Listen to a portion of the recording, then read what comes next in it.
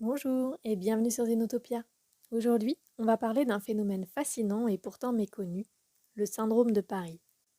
Oui, vous avez bien entendu, il existe un véritable trouble psychologique qui touche certains touristes lorsqu'ils visitent Paris.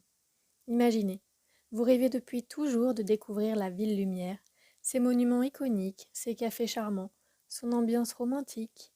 Mais une fois sur place, ce rêve tourne au cauchemar. Stress, anxiété, désorientation, voire hallucination, tout ça simplement en visitant Paris.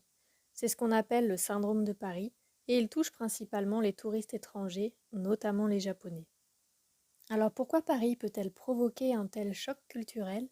D'où vient ce syndrome et que nous dit-il sur notre façon d'idéaliser certains lieux? C'est ce que je vous propose d'explorer aujourd'hui. D'abord, qu'est-ce que le syndrome de Paris?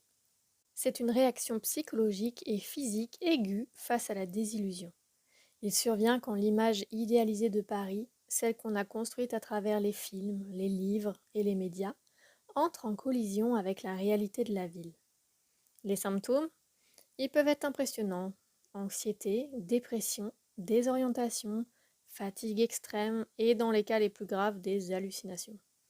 Mais ce n'est pas tout. Certaines personnes ressentent aussi des effets physiques, comme des palpitations, des nausées ou même des crises de panique. Ce phénomène est rare, mais bien documenté. Les personnes qui en souffrent sont généralement des touristes étrangers et les Japonais en représentent la majorité des cas. Mais pourquoi eux en particulier? On y revient dans un instant. Pour comprendre ce syndrome, il faut revenir à la manière dont Paris est perçu, en particulier dans certaines cultures.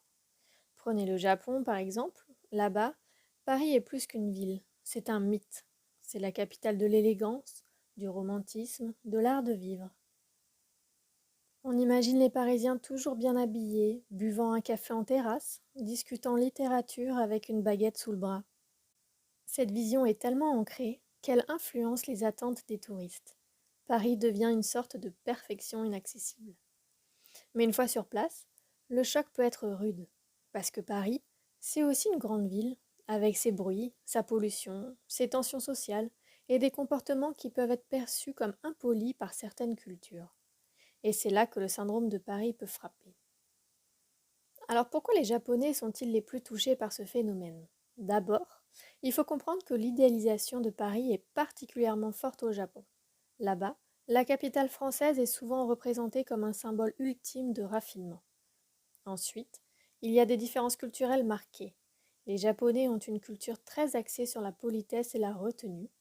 Imaginez leur choc lorsqu'ils se retrouvent face à des Parisiens parfois directs ou un peu brusques, surtout dans des situations banales comme commander au restaurant. Enfin, beaucoup de touristes japonais voyagent dans des circuits organisés avec des programmes très intenses. Fatigue, stress, barrière de la langue, tous ces éléments peuvent amplifier leur vulnérabilité. Les symptômes du syndrome de Paris ne passent pas inaperçus. Les personnes qui en souffrent rapportent des sentiments de solitude intense, de désillusion et parfois même d'angoisse profonde. Ce syndrome est un miroir de notre époque où les images véhiculées par les médias et les réseaux sociaux façonnent nos rêves, parfois au détriment de la réalité.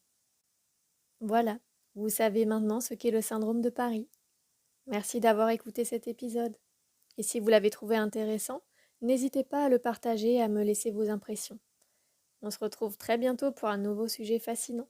À très vite!